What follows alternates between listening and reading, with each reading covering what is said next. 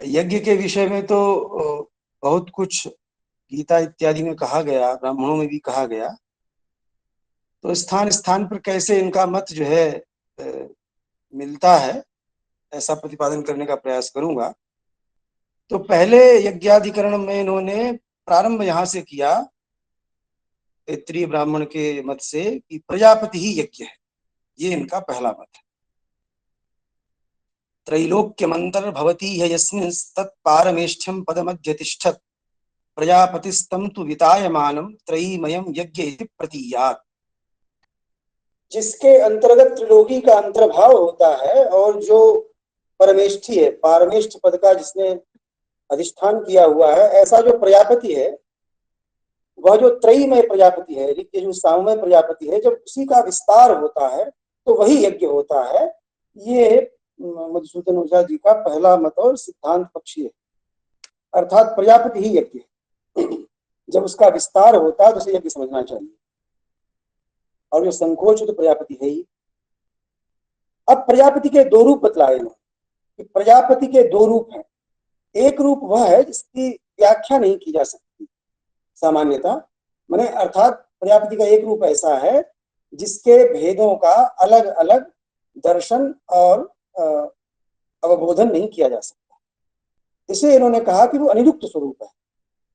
प्रजापतेर यत् प्रथमम स्वरूपम तच्चानिरुक्तम विततो निरुक्तम। प्रजापति का प्रथम स्वरूप अनिरुक्त है, अर्थात उसका निर्वचन नहीं किया जा सकता। सर्वभूत घनात्मक होने से, जैसे प्रलय इत्यादि काल में जैसे बीज में वटवृक्ष सन्निविष्ट होने पर भी हम बीज में वट के सभी अवयवों का दर्शन नहीं कर सकते, वैसे ही प्रलयादि की अवस्था में अथवा सृष्टि के आरंभक क्षण में जब सर्वभूत घनात्मक प्रजापति होते हैं तो उनके भिन्न भिन्न अंगों का पृथक पृथक अवबोध नहीं हो सकता।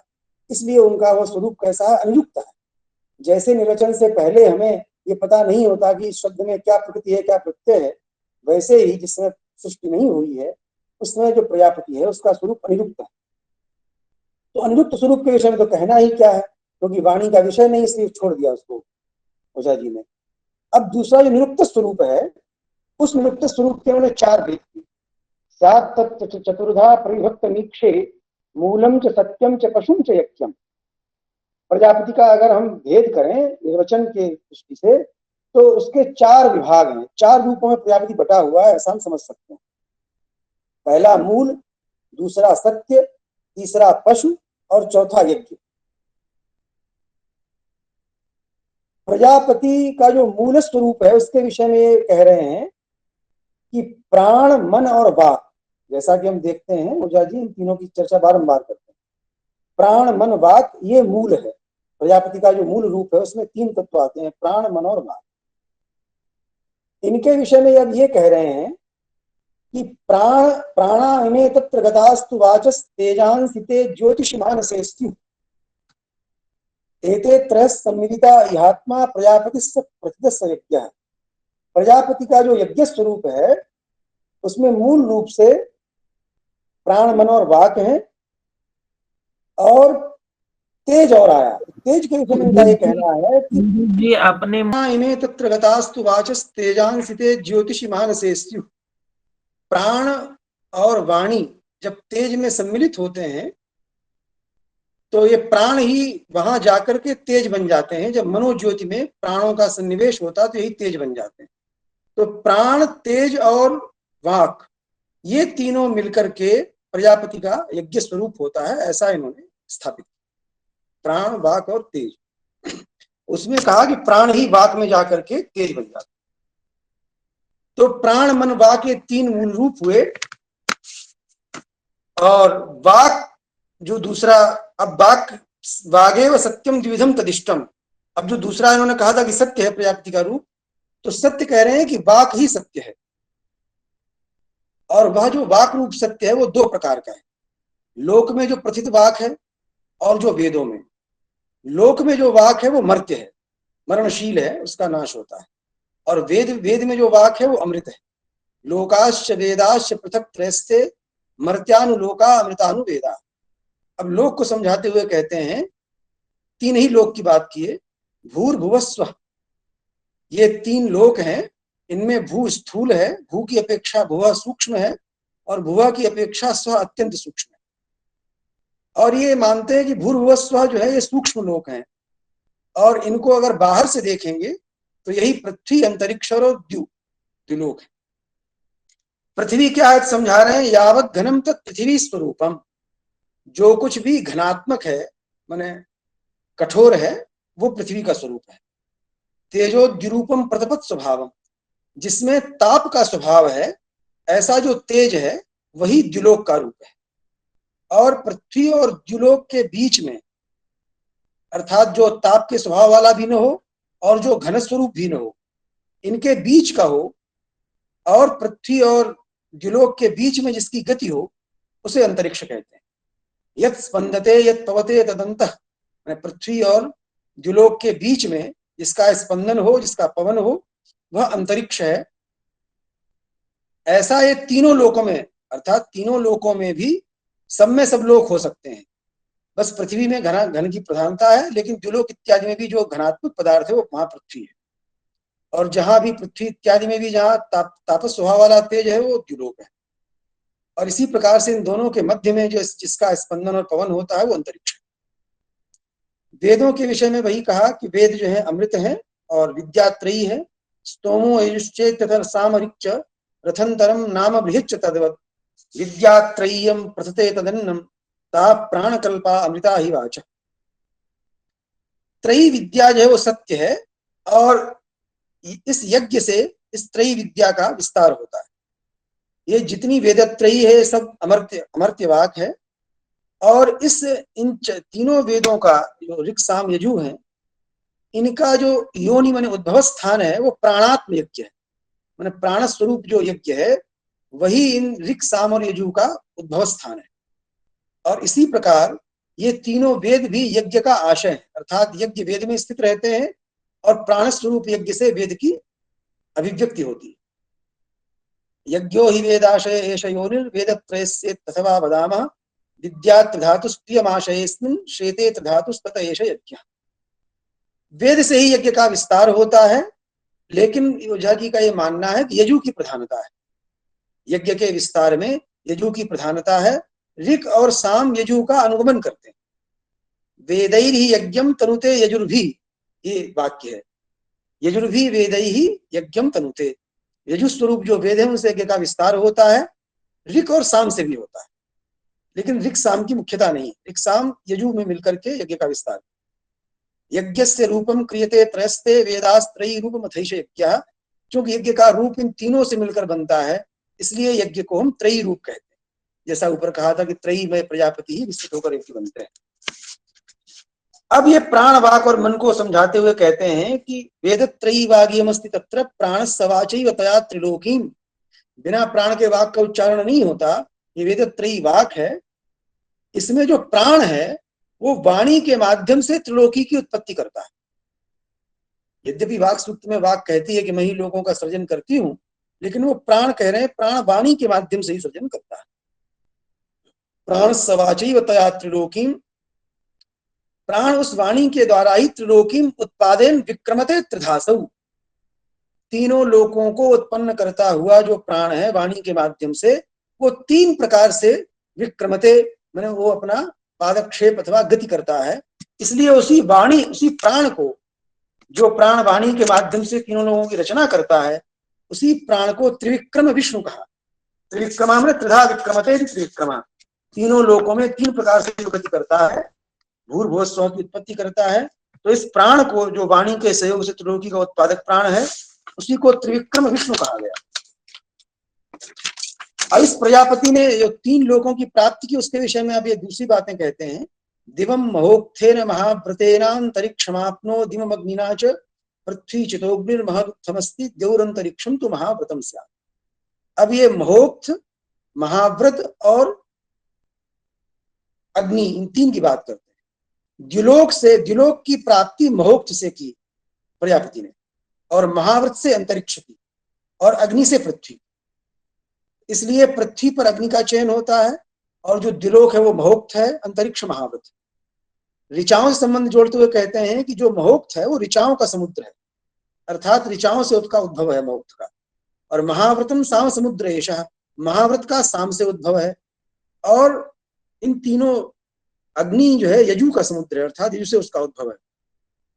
ये तीन जो देवलोक हैं वही ये तीन समुद्र हैं। इनके बाद इनका अनुसरण करते हैं छंद। छंदांसि तान अनु अथ तानि चानु लोकाश्च लोकानुचाय महात्मा। छंद के पीछे, लोक के पीछे छंद है, छंद के पीछे लोक है, और लोक में ही लोक का अनुसरण करता है आत्मा। आत्मा ये कह रहे हैं कि आत्मा वो है एक एक शरीरी, अलग अलग, एक ही का आत्मा है, मतलब शरीरी, इसलिए अलग अलग देहधारियों में जो अलग अलग देहधारी शरीरी है वही आत्मा है। और उस प्रत्येक शरीरी आत्मा में इन तीन समुद्रों से अलग अलग तीन समुद्रों की रचना होती है, माने द्युलोक की, पृथ्वी की और अंतरिक्ष। यज्ञेषु यज्ञ प्लवते धीरूढ़ो, ऐसा नहीं है कि एक ही यज्ञ है, अनेकों यज्ञों में दूसरे यज्ञ भी सन्निविष्ट रहते हैं। जैसे कि एक देवता में अनेकों देवता सन्निविष्ट रहते हैं, और दिन में दिन सन्निविष्ट रहते हैं। अहरहस्तु तद्वत्, जैसे अहोरात्र पद का प्रयोग जब बहुत बार किया, मंत्र में ब्राह्म पद में भी किया और गीता में भी किया, सहस्रयुग पर्यंतम अहो अहर ब्रह्मणो विदु, तो वहां पर तो अह जो है वो ब्रह्म का अह है, 1000 युग वाला। तो उसमें हमारे जो मनुष्य के अह, अनेकों अह आ जाते हैं। तो जैसे अह में अह का सन्निवेश होता है, और दूसरा उदाहरण दिया संवत्सर का, जैसे संवत्सर प्रत्येक दिन में और मास में और ऋतु में व्याप्त होता है, वैसे ही ये महाव्रत जो है सभी दिनों में व्याप्त है। अब वायुश्च पंचाधिगतोस्ति देवान महत् तदुत्थम प्रतिपादयामः। अब महोक्त का प्रतिपादन करते हुए कहते हैं कि वायु जो इन पांचों देवताओं में अधिगत है। अब महोक्त बतला रहे हैं। महोक्त में पहले अर्क बतला रहे हैं। तत्राय मर्को ध्रुव अग्नि रास्ते, जो अर्क है जिसे हम सूर्य समझते हैं वो निश्चित रूप से अग्नि है, और उसको अर्क क्यों कहते हैं वो समझाया। आख्यायते शीति वशान महोक्तम, अशीति कहते हैं अन्न को, इन्होंने कहा अशीति का अर्थ है अन्न, अश धातु भक्षण वाली, उससे इन्होंने अशीति शब्द को, अशीति रन्नम, अशीति का अर्थ है अन्न, और जो अन्न का भोक्ता है वह अर्क है। तो अशीति मैंने अन्न का भोग करके जो अर्क है वो नित्य उक्त से महोक्त से अर्क का उद्भव होता है। और वह अर्क अर्चन महोक्थे चरती है सोर कहा, महोक्त जो मंडल है उसमें अर्चना करता हुआ विचरण करता है, इसलिए उसे अर्क कहते हैं। और वह अशीतिम आपनोति, अन्न को प्राप्त करता है। तो आप धातु से आत्मा बनाया, निरुक्त में कहा बनाया है, आप धातु से आपनोति थी आत्मा। तो अर्क अशीतिम आपनोति, अर्क अन्न को प्राप्त करता है, इसलिए इसी को आत्मा भी कहते हैं। अब ये समझा रहे हैं सृष्टि प्रक्रिया। प्राणा ही यावंत इवान्य भूवन भूतानि भूते श्रृणुताम अगुस्ते, जितने प्रकार के प्राण हैं ये सब भूतों में बदल गए। कैसे बदल गए समझा रहे हैं। भूते श्रृणुताम अगुस्ते, सभी प्राण, प्राण तो सूक्ष्म होता है, भूत अपेक्षाकृत स्थूल है, तो सभी भूतों में अणुभाव को प्राप्त हो गए, प्राण सन्निविष्ट हो गए।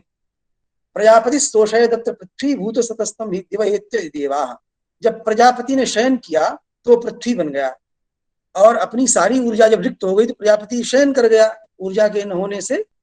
तब उसको देवता द्युलोक से आकर के उसका भरण पोषण किए भूतों के रस से, और संवत्सर तक पूरे वर्ष भर जो अन्न माने जो भी भोज्य पदार्थ, जिन का जो भोज्य पदार्थ है वो उसका अन्न है।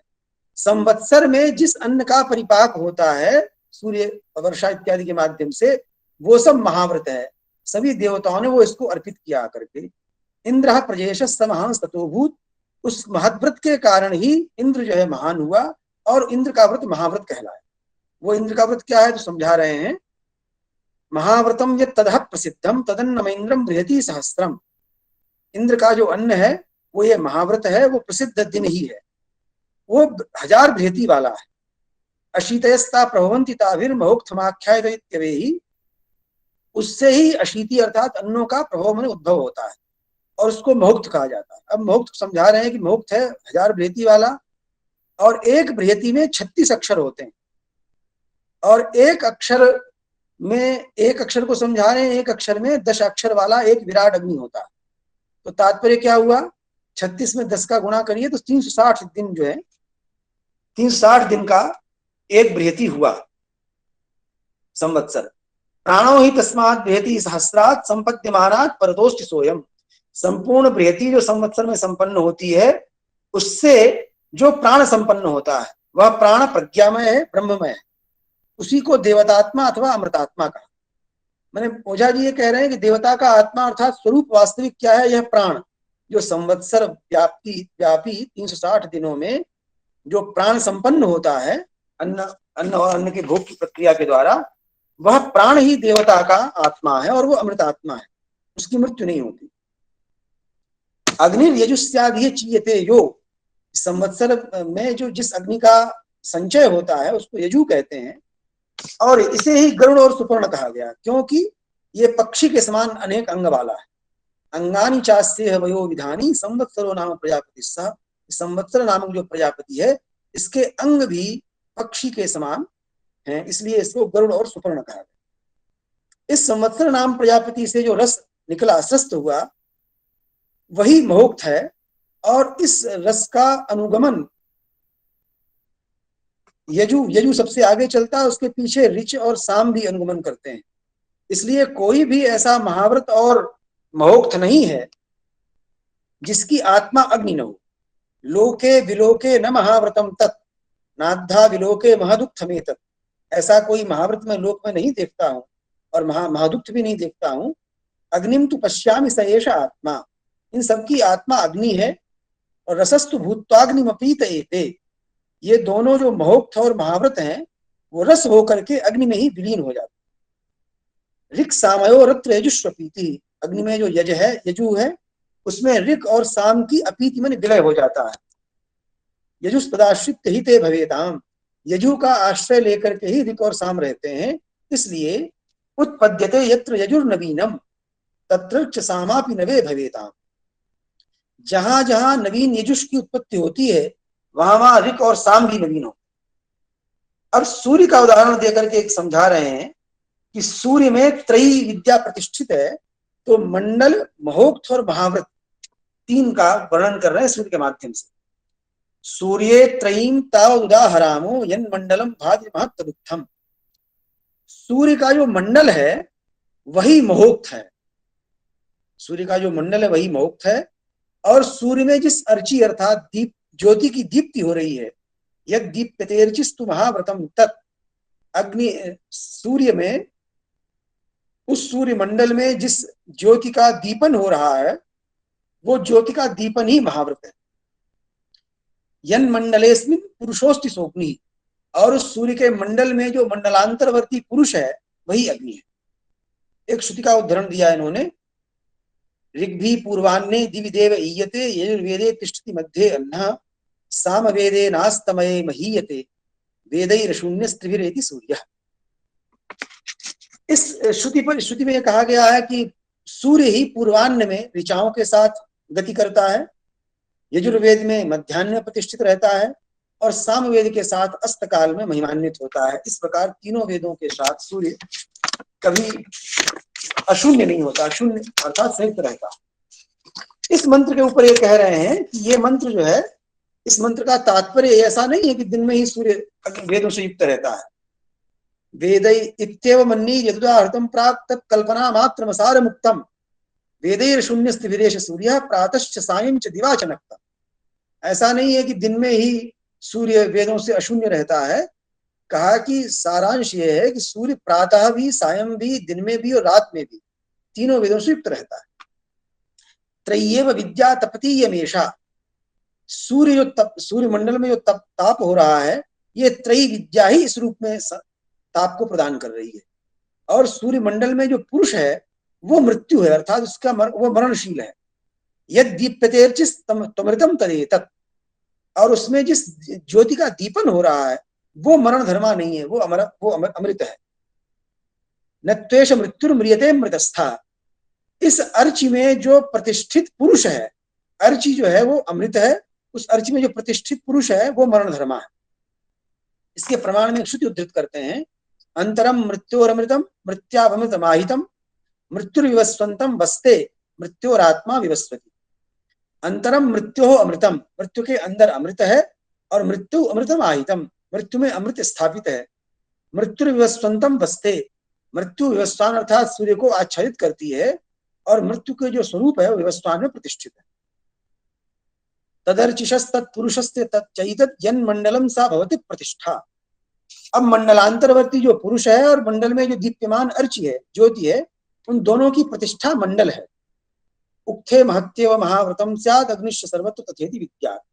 इस प्रकार से समझ लेना चाहिए कि महोक्त में ही ये महाव्रत रहता है और अग्नि भी इस प्रकार से ही रहती है। अब अग्नि को समझाने लगे कि अग्नि दो प्रकार की होती है। आहवनीय अग्नि जो है वो एक प्रकार का प्राण है। एक प्रकार की अग्नि का चयन यज्ञ में होता है और उसी चयन की गई अग्नि में दूसरे प्रकार की अग्नि का आधान किया जाता है। यश्चि यतेग्नि सहिवाग यजुर्यत। जिस अग्नि का चयन होता है यज्ञ में वो वाक है और वही यजु है। सपुरुषोस्मिन पुरुषाश्च सप्त। और उसमें आधान किया जाने वाला अग्निरूप पुरुष है, वो पुरुष सप्त पुरुषात्मक है। चत्वार आत्मा पुरुषा अथद्दौ पक्षावथैक पुरुषोस्ति पुच्छम। चार पुरुष आत्मा स्वरूप हैं और दो पुरुष पक्ष स्वरूप हैं, एक पुरुष पुच्छ स्वरूप है। तई सप्तभिर्य पुरुष एक प्रजापति श्री विरमुष्य शीर्षम। उन सप्त पुरुषों से एक प्रजापति बनता है और उसी प्रजापति का जो शीर्ष है वो श्रीयों से बनता है। ऋक् सामयोर नोत्क्रमणम कदाचित। अब समझा रहे हैं कि ऋक् साम और यजु में ऋक् साम का कभी उत्क्रमण नहीं होता, अर्थात इनका कभी ऊपर निकलना नहीं होता, ये किसी के अन्न नहीं बनते। ते नान्न मन्यस्य तदे तयोश्चनान्नम। ऋक् और साम किसी का भोग्य अन्न नहीं बनते और न ये किसी का भोग करते हैं। केवल अग्नि वो वाणी का अन्न है। अग्निस्तुवागन्न मतस्य गच्छत् उत्क्रम्य तृप्तिम कुरुते परस्य। इसलिए अग्नि का उत्क्रमण होता है। अग्नि का उत्क्रमण तो देखा ही जाता है संसार में, अग्नि सदैव ऊपर की ओर जाती है। और जो पदार्थ अग्नि से लघु होता है, अग्नि से सोम जब शुष्क होता है तो लघु पदार्थ हो जाता है शुष्क। तो वो जो शुष्क पदार्थ की लघुता है वो अग्नि के कारण ही। तो अग्नि वाक का अन्न है और इसीलिए वह अग्नि वो अन्न होने से वो उत्क्रमण करके दूसरे किसी की तृप्ति करती है। चित्तस्य वाचश्चय उत्तरोत्तरी क्रमस्य यज्ञो मत ऐतरेयते। अब ये ऐतरेय के अनुसार ये समझा रहे हैं कि ऐतरेय श्रुति के अनुसार मन और वाणी इनका उत्तरोत्तर एक दूसरे का क्रमण करना यही यज्ञ है। अर्थात मनोस्ति वाचः, कभी वाणी से मन की उत्पत्ति होती है और मनसोस्ति वागियम, और मन की वाणी से और मन से वाणी की उत्पत्ति होती है। इस प्रकार ये जो मन और वाक हैं ये दोनों प्राण और यज्ञ के मार्ग हैं। अर्थात जैसे प्राण के मार्ग में मन और वाणी रहता है वैसे ही मन और वाणी यज्ञ के भी मार्ग। खेभ्य परांग वाहित चैत्य तेजो रुद्धम विरुद्धम चरदस्तिताधि। अस्तित्वधि कल्पक वस्तु धर्मो वेदोथ वेदोद्भव कृद्धि यज्ञ। खेभ्य माने हमारे जो इंद्रियां हैं, जिन छिद्रों से इंद्रियों का तेज प्रवाहित होता है तो चित्त का ही तेज है। जिन इंद्रिय स्थानों से बाहर की ओर जो बहिर्मुख चित्त जब प्रवाहित होता है उस तेज को जब रोक लिया जाता है और अंतर्मुखी बना लिया जाता है तो वही जो चैत्य तेज है वो अंतर विचरण करता हुआ आस्तिक बुद्धि को उत्पन्न करता है। और वह आस्तिक बुद्धि की कल्पना करने वाली जो वस्तुएं हैं, अर्थात जिन वस्तुओं के होने से हमारे मन में आस्तिक बुद्धि उत्पन्न होती है, अर्थात दिष्टमस्ति स्वर्गः अस्ति लोकाः सन्ति, ऐसी इन वस्तुओं के धर्म का वर्णन जहां पर है वही वेद है। अस्तित्वधि कल्पक वस्तु धर्मो वेदोथ वेदोद्भव कृद्धि यज्ञ। और वेद का उद्भव अर्थात विव्यक्ति करने वाला यज्ञ ही है। हम गीता में भी देखते भगवान ने कहा कि यज्ञ कर्म समुद्भवः कर्म ब्रह्मोद्भवम विद्धि ब्रह्माक्षर समुद्भवम। विहित कर्मों से उत्पन्न होने वाला यज्ञ है और यज्ञ जो है वो ब्रह्म से उत्पन्न है, अर्थात वेद वेद विहित है, यज्ञ ब्रह्मोद्भव है। और तस्मात् सर्वगतम ब्रह्म नित्यम यज्ञ प्रतिष्ठितम। इसलिए सर्वगत जो ब्रह्म है वो नित्य ही यज्ञ में प्रतिष्ठित है। यहाँ ये कह रहे हैं कि वेद की अभिव्यक्ति भी यज्ञ से होती। अब ये बृहद जावालोपनिषद के अनुसार अग्नि और सोम से यज्ञ बतलाने के लिए कहते हैं। सोमोमृतम सोम विना कृतम नखम सोमेन सोमो यदि हन्यते बलात् तस्मिन् सहस्यग्निरुदेति सोमजो यतस्सहो यज्ञमिमं प्रचक्षते। सोम क्या है? तो कहा कि सोम अमृत है, अर्थात जो तत्व अमरणशील है, जिस तत्व का मरण नहीं होता वो सब सोम है। और बिना सोम के खम अर्थात आकाश नहीं होता। इस आकाश में जब बलपूर्वक सोम से सोम का आहनन होता है, आघात होता है, तो उस बल में अग्नि का उदय होता है। यह जो सोम से उत्पन्न होने, सोम से आघात से उत्पन्न होने वाली जो सोमज अग्नि है, इसी को यज्ञ कहते हैं। सहो यज्ञ में प्रचक्षते, जिस बल के कारण, सह बल बलम, जिस बल के कारण सोम का सोम से आघात होता है आकाश में, उससे अग्नि उत्पन्न होती है, तो वही बल जो है यज्ञ कहलाता। बृहज्जावालोपनिषद का उन्होंने उदाहरण दिया है। अग्नो कृतोग्नित्वोपैति सोम सचाग्नित्वान् कृम्यते स सोमः। अग्नि बनकर के वह सोम अग्नि में समाहित हो जाता है और तब मरणशीलता को प्राप्त होता है। अग्निश्च सोमश्च विपर्ययेते यतो मिथो यज्ञमिमं वदामः। ये कह रहे हैं कि यज्ञ इसको क्यों कह रहे हैं, तो ओझा जी ग्रंथकार कहते हैं अग्निश्च सोमश्च विपर्ययेते, अग्नि और सोम का विपर्य होता रहता है, अर्थात अग्नि में सोम की आहुति होती रहती है और फिर सोम से, सोम के आघात से अग्नि उत्पन्न भी होता रहता है। इस प्रकार सोम से अग्नि और अग्नि से सोम की उत्पत्ति होती रहती है। कभी सोम अग्नि का उत्पादक बनता है, कभी अग्नि सोम का, यही विपर्य है। तो चूंकि अग्नि और सोम का विपर्य होता रहता है, इसीलिए हम इसे यज्ञ कहते हैं। यज्ञ का लक्षण है विपर्य होना। जैसे सूर्य यहाँ से जल को खींच लेता है और फिर जल को बरसा देता है, उससे वृक्ष औषधियां होती है, उनसे फिर हम यज्ञ में फिर आहुति देते हैं, उससे फिर मेघादि की उत्पत्ति होती है। तो ये विपर्य होता रहता है सृष्टि यज्ञ में। प्रजापति स्तायत एष यज्ञ, प्रजा प्रजातास्तत एव सर्वा। तो इस प्रकार से सृष्टि यज्ञ में प्रजापति का ही विस्तार होता है और वही यज्ञ है। ये यज्ञ यदि न हो तो इसी से सारी प्रजाएं उत्पन्न होती। भगवान ने गीता में भी कहा, सह यज्ञा प्रजा सृष्टा प्रोवाच प्रजापति अनेन प्रसविष्यध्वम एष वो स्तुष्ट कामधुक्। प्रजापति ने यज्ञ के साथ प्रजाओं की रचना की और कहा कि इसी से तुम आगे भी उत्पत्ति करो सब पदार्थों की, ये तुमको इष्ट पदार्थों को देने वाला हो। तो ये कहा इन्होंने कि प्रजापति ही यज्ञ के रूप में विस्तृत होता है और प्रजा प्रजातास्तत एव सर्वा, उस यज्ञ से ही सभी प्रजाओं की उत्पत्ति होती है। प्रजापति यज्ञ के माध्यम से सभी प्रजाओं की उत्पत्ति करता है। यज्ञम तमेवान्नखिला इदानीम अपि प्रजायन्ते इति ब्रवीमि। शतपथ ब्राह्मण को उदाहरण दिया, उदाहरण संकेत किया कि यज्ञ के अनुसरण से ही सभी प्रजाएं आज भी उत्पन्न होती हैं, ऐसा मैं कह रहा हूं। ये प्रजाएं कौन है? यद्यपि जो प्रजा उत्पन्न हो वो प्रजा, लेकिन यहाँ इनका प्रजा से तात्पर्य ओझा जी का देवताओं से, तो गिना रहे हैं कि जो 33 देवता हैं वही प्रजा है। प्रजास्तु देवा, देवता ही प्रजा है। वो प्रजा कितने हैं? वसवोष्ट रुद्रा एकादश द्वादशादितेयाः द्यावा पृथिव्यो च तदित्थमेते देवास्त्रयस्त्रिंशति में प्रसिद्धा। 8 वसु, 11 रुद्र और 12 आदित्य, तो 11 8 19 और 12 31 और 2 द्यावा और पृथ्वी, देव और पृथ्वी, तो 2 मिला के 33। ये 33 देवता प्रसिद्ध हैं, यही प्रजा है। इनकी उत्पत्ति प्रजापति यज्ञ के माध्यम से करता है। फिर इन्होंने 6 प्रकार के और बताए। अब ये वषट शब्द को सिद्ध करना चाह रहे हैं, तो वषट शब्द को सिद्ध करने के लिए 6 के कई युगल इन्होंने स्थापित। प्रजापतीन्द्रौ च वषट्कृतीन्द्रौ प्रजापति सोनु वषट्कृतिर्वा। प्रजापति और इंद्र, वषट्कृति और इंद्र, और प्रजापति और वषट्कृति, ये 6, ये एक युगल। और दूसरा युगल अहश्च रात्रिश तथा श्विनौ वा द्यावा पृथिव्यौ च मतानि षोढ़ा।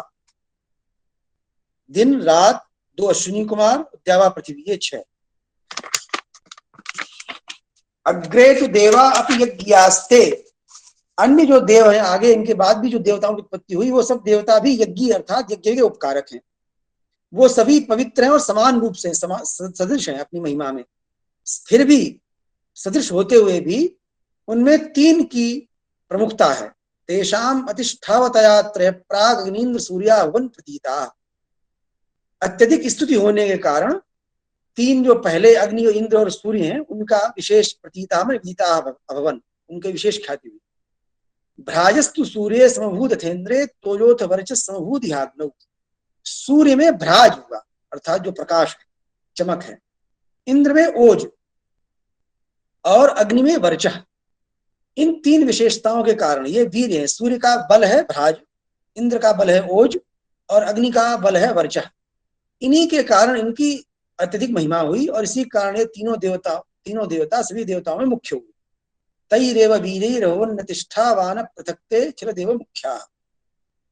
अब कह रहे हैं यज्ञ में बहुत देवता हैं, उनमें ये प्रथम और परम कोटि बतला दे रहे हैं। अग्नि प्रथम देवता है यज्ञ का, जो क्योंकि यज्ञ में अग्नि ही आहुति को ले जाता है देवताओं तक। और चरम देवता परम देवता विष्णु।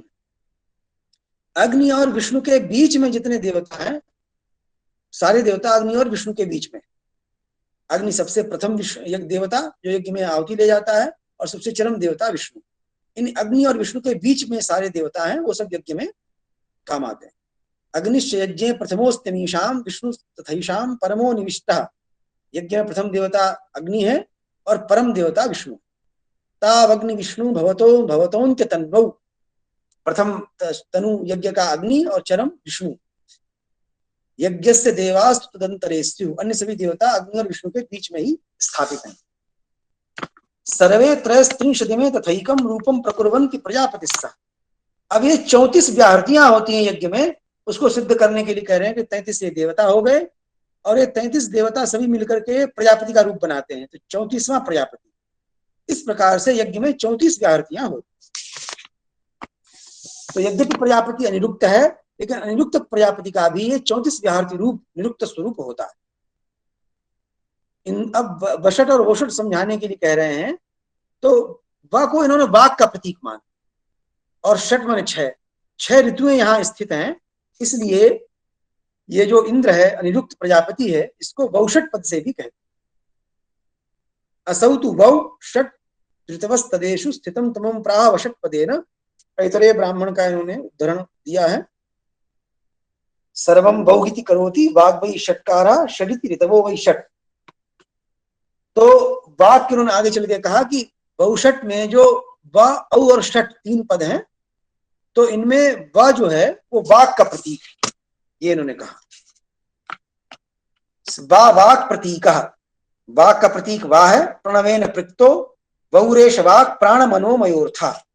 और इनमें जो औ है, तो प्राणो मनश्चेत्य भयम तो वाचोन्तस्थम। वाणी के अंदर ही प्राण और मन दोनों रहते हैं, और प्राण और मन वाणी के अंदर रहते हैं, तो प्राण जो है ऊ है। प्राणोयम उहु स्यात् अइदम मनस्यात्, और अ जो है वो मन है। तो ऊ और आ को अगर जब पहले अ कर देंगे मन, और बाद में ऊ करेंगे प्राण, तो ओ हो जाएगा। तो वा वाक और ओ, वा और औ और षट। तो जो वाणी जिसमें प्राण और मन जिस वाणी के गर्भ में रहते हैं, उस वाणी का नाम है वौषट। प्राणो यमुस्याद इदम मनस्यात्। प्राण ऊ है और मन अ है।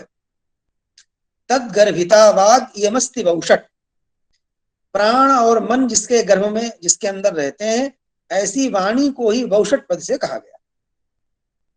वाक्सा मकारेण नियुज्यते चेत तदोमिति स्याद्य यज्ञ संज्ञा। वही वाणी यदि मकार से नियुक्त कर दी जाए तो ओम हो जाता है। ओ तो सिद्ध कर दिया इन्होंने। पहले मन अ है और ऊ प्राण है, आओ मिलके ओ हो गया। उसके पीछे यदि म लग गया तो ओम हो गया। यही यज्ञ, इसकी यज्ञ संज्ञा है। वही प्राण मन सहित जो वाणी है, वो जब मकार से युक्त होती है तो वह ओम बन जाता है, और वो ओम ही यज्ञ स्वरूप है। स्थूलो मकारो नुरुरंतरंगो णीया नकारस्त्रिभिरोमिति स्यात्। अब इनमें कह रहे हैं कि मकार स्थूल है, और जो ऊ है वो आ और मा के बीच में है, इसलिए वो अणु है और अंतरंग है। और अणीयान अकार, और अकार जो है सबसे अणी, इन दोनों से अणी, ऊ से भी अणु है। इस प्रकार इन 3 को मिलाकर के ओम होता है। चूंकि मां स्थूल है, इसलिए कौशिक की ऋषिका ये मत दे रहे हैं कि कौशिक ही कहते हैं कि मां के बिना भी ओम बन जाएगा। कौशिक की प्राह बिना मकारात ओकार मात्रम प्रणवम प्रतीजात। कौशिक की ऋषि कहते हैं कि बिना मकार के केवल ओकार मात्र को ही प्रणव जानना चाहिए। प्रमाण क्या है? ओ श्रावय इत्यादिषु तत्प्रतीते। ओ श्रावय इत्यादि यज्ञ में उच्चारण करते हैं, वहां पर ओ ओम के स्थान पर है। बिना मकार के भी कौशिक की मानते हैं कि वो ओ ही ओम है। अथावसाने समकार एषः, और अंत में मकार लगा करके वो ओम बन जाता। लिंगीत काम में प्रणवम प्रयोगे काम प्रजाचेद मकारमेव। अगर काम की उत्पत्ति हो तो अकार सहित प्रयोग करना चाहिए, और काम प्रतिष्ठा इतरी मानतम, और यदि काम ही प्रतिष्ठा है, इच्छा ही प्रतिष्ठा है, तो मांत अर्थात ओम ऐसा पूरा प्रयोग करना चाहिए। ऐसा कौशीतकियों में कुछ लोग कुछ शाखा वाले मानते हैं। कौशीतकीय विदुरित्थम एके मध्य तो शस्त्रेण उचस्य पीत्थम विशुद्ध एव प्रणव प्रयोज्य। और जो मध्य शस्त्र है, मध्य जो कथन है बीच में, उस श्रावय और ओम के बीच में, वहां विशुद्ध ही प्रणव का प्रयोग करना चाहिए। अथावसाने मकृतावसाना, और अंत में ओम, ऐसा अंत में मां लगा के पढ़ना चाहिए, ऐसा भी कौशीतकी मानते हैं। कौशीतकीया अपि चेत्थम आओ वा वाक् प्रतीका प्रणवेन पृक्तो गौरेश वाक् प्राण मनोमयोर्थः सूर्यस्य संवत्सर मध्यवर्ती संवत्सरषट। तो संवत्सर में 6 ऋतुएं होती हैं, इसलिए षट पदार्थ आया। और वाक है, और प्राण ऊ है, और मन जो है अ है, मिला के बहुषट। अर्थात प्राण और मन के साथ वाक, और संवत्सर का प्रतीक जो संवत्सर में व्याप्त होने वाला जो सूर्य है, तो 6 ऋतु वाला संवत्सर, ये बहुषट पद हो गया। बहुषट पद में ये सारे आ गए।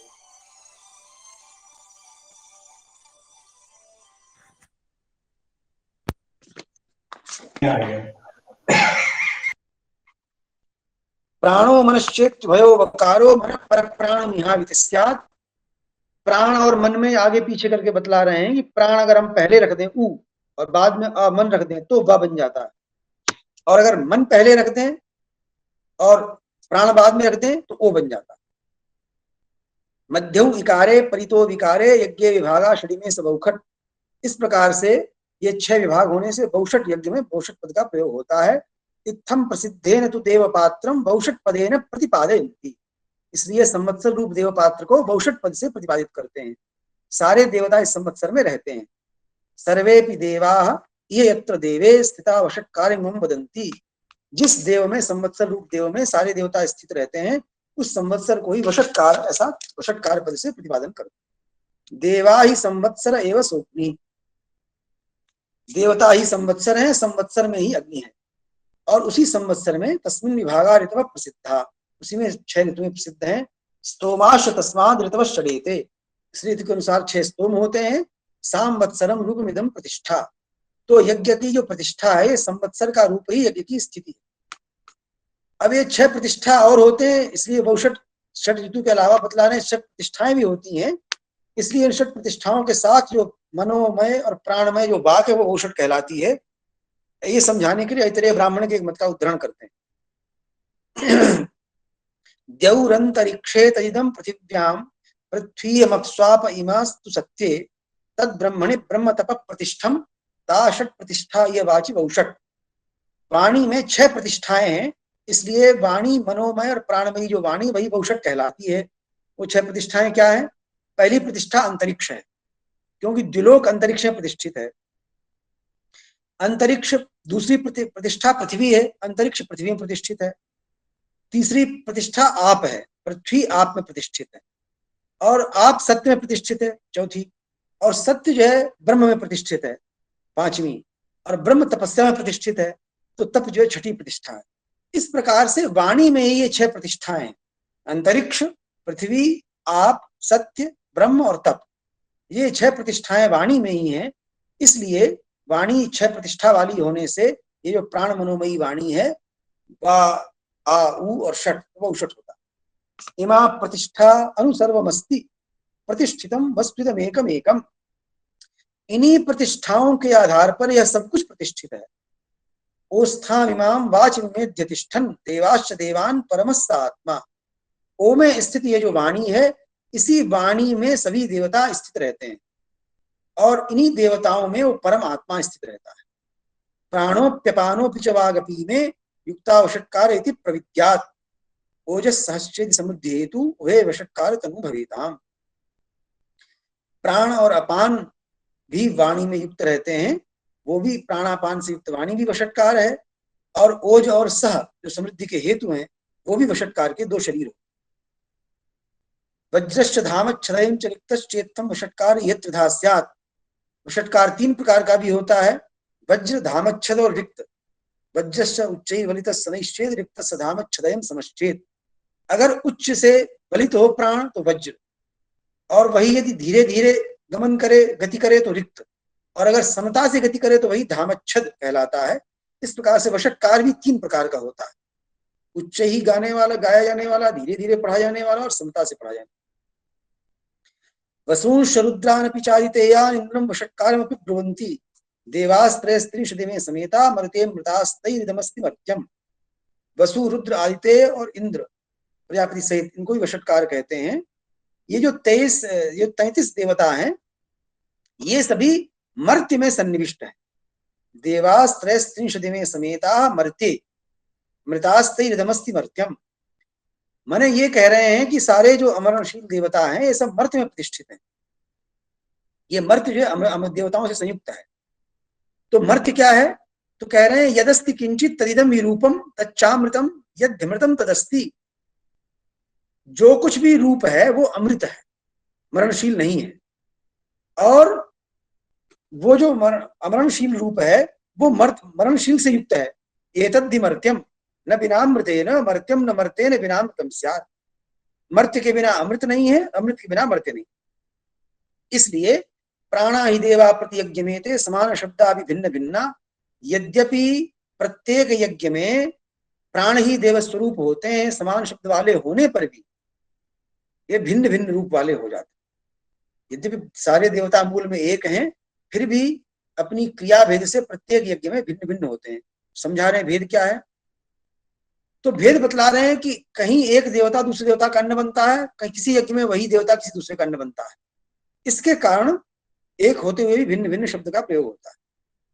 यह एक यज्ञेन भुज प्रतीता तेन्नानि चान्यत्र भवन्ति यज्ञे।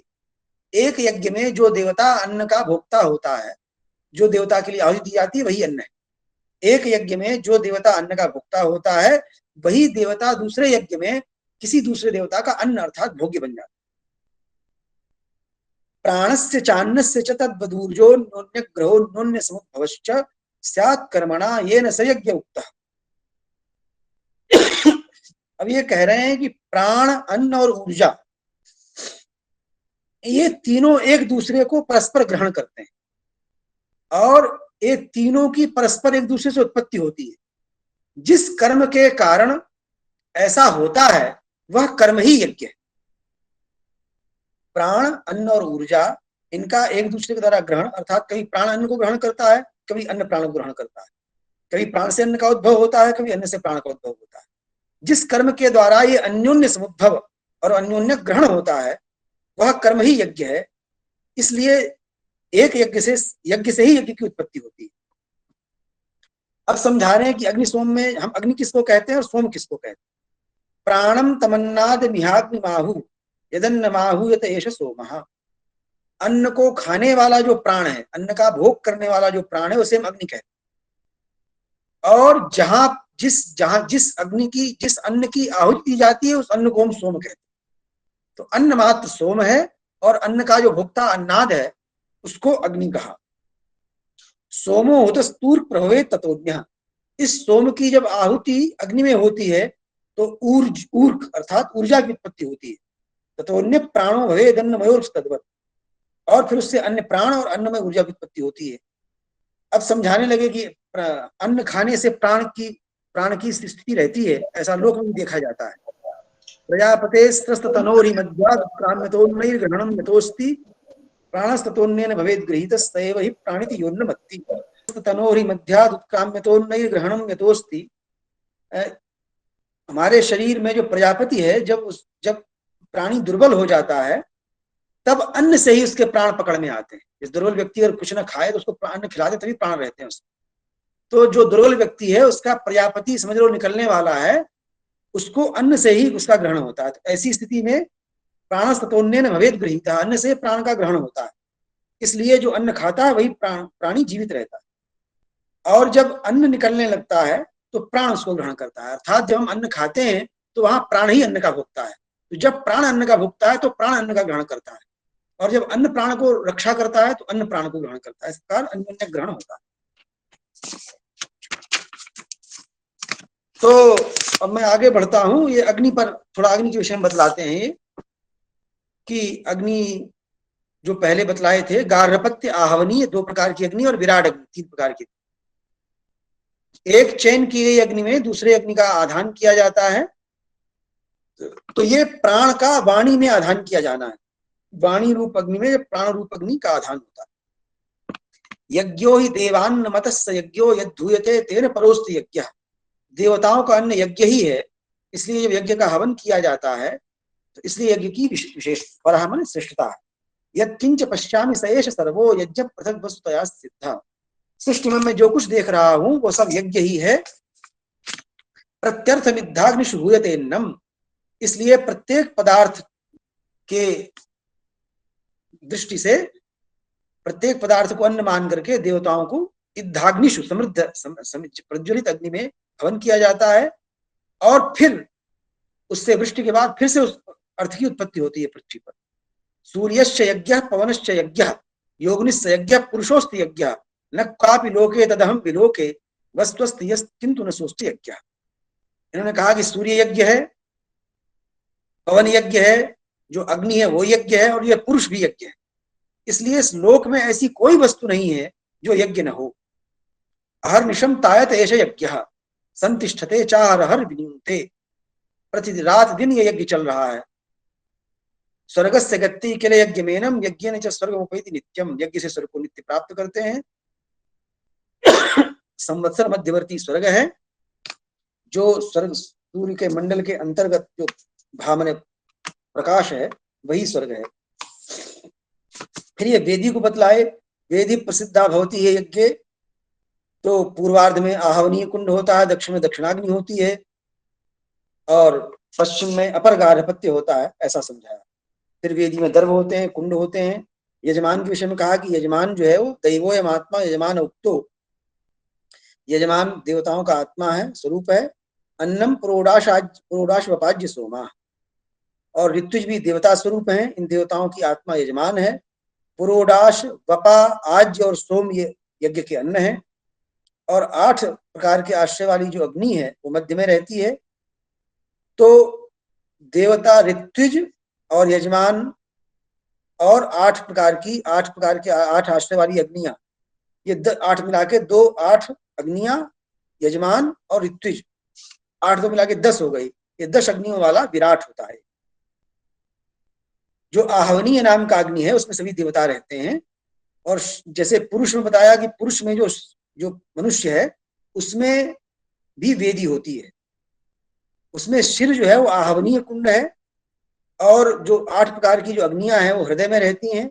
और जो गार्हपत्य अग्नि है वो पुरुष की योनि से लेकर के नाभि का जो प्रदेश है वहां गार्हपत्य अग्नि रहती है। योनि प्रदेश ही गार्हपत्य है, और जो नाभि है जो आहवनीय कुंड है। प्रादेश मात्र स्त्रियोस्ति गर्भा। और जो हृदय में प्रादेश मात्र अंतस्थल अंगुष्ठ मात्र स्थान है वहीं विष्णु रहता है। विष्णु सौक्तोत्र चसास्ति वेदी, वो वेदी है।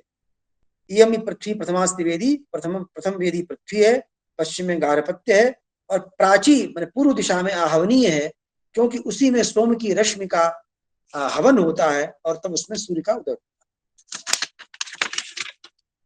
पृथ्वी समग्रापि जो गार्हपत्य, लोक की दृष्टि से कह रहे हैं कि पृथ्वी समग्र पृथ्वी जो गार्हपत्य अग्नि है, और सूर्य से युक्त जो द्युलोक है वो आहवनीय कुंड है, और बीच में जो अंतरिक्ष है वो धिष्ण्याग्नि है। और इस प्रकार से संपूर्ण त्रिलोकी में यज्ञ व्याप्त है। यज्ञ ये स्वयंभू है, ये कोई यज्ञ हुआ जिसमें सब कुछ होम दिया गया, जिससे ऋक साम और यजु की उत्पत्ति हुई, जो पुरुष सूक्त में आता है ना, ऋच साम, उसी से सबकी उत्पत्ति हुई। तथा प्रवृत्ता सकला ही यज्ञ। प्राणो ही वाचा मनसा च भावितो यज्ञ स्वरूपम तनुते थे यज्ञता। प्राण ही वाणी और मन से भावित होकर के, वाणी और मन की सहायता से प्राण ही यज्ञ के स्वरूप का विस्तार करता है। प्राण से हो जायत आश्रय पृथक, और यज्ञ से प्राण का आश्रय जो उत्पन्न होता है वही पशु है, हिरण्मय पशु। स्थूलस्तु भूतई कृत रूप में तत्। और स्थूल पदार्थों से जिसका रूप बनाया जाता है, ऐसा जो भी पदार्थ स्थाश्नु या चरिष्णु, स्थावर या जंगम है, वो सब कुछ यज्ञ के लिए पशु के समान है। जो देह है, लोमत्व असिंग मुख इत्यादि से युक्त जो देह है वो भी पशु है, और उसी में सत्य का अंतर्निहित है। इसलिए यदि यज्ञ न हो तो पशु न हो। यज्ञ के बिना उत्पत्ति नहीं होगी, और उत्पत्तिमान जितना कुछ है वो सब पशु है, शरीरधारी। और शरीरधारी की उत्पत्ति अन्न के अधीन है, अन्न के अधीन यज्ञ के अधीन है। तो यज्ञो न चेत्स्यान् न पशु क्वचित् स्यात्। यदि यज्ञ न हो तो पशु न हो, और यज्ञोपि सोयम पशु भी कृत स्यात्। और वो पशु भी यज्ञ करते हैं तभी वृद्धि होगी। पशु न चेत्स्यान्न भवेत् स यज्ञ, पशु न हो तो यज्ञ न हो।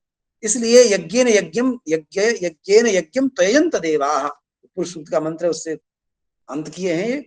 इस प्रकार से देवताओं ने यज्ञ से यज्ञ का आयोजन किया, यज्ञ से पदार्थों की उत्पत्ति हुई और उससे परम पुरुष का यजन किया, उससे फिर से समृद्धि हुई। इस प्रकार से यज्ञ निरंतर चलता रहता है। तो यही अंतिम कारिका है। यज्ञो न चेत्स्यान् न पशु क्वचित स्यात्, यज्ञ न हो तो पशु न हो, और यज्ञोपि स्वयं पशु भी कृत स्यात्, और पशु ही यज्ञ करते हैं। और पशु न चेत्स्यान् न भवेत् स यज्ञ, पशु न हो तो यज्ञ न हो। इस प्रकार से देवता लोग यज्ञ से यज्ञ का आयोजन पहले भी करते थे और अभी भी करते हैं।